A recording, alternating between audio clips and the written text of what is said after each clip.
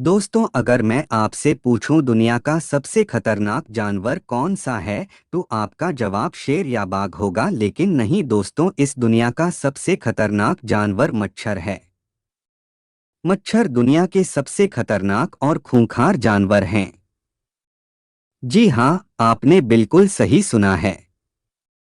शेर या बाघ नहीं, बल्कि मच्छर इस धरती पर मौजूद सबसे खतरनाक जानवर हैं, जो डेंगू और मलेरिया जैसे बड़ी बड़ी बीमारियां फैलाते हैं।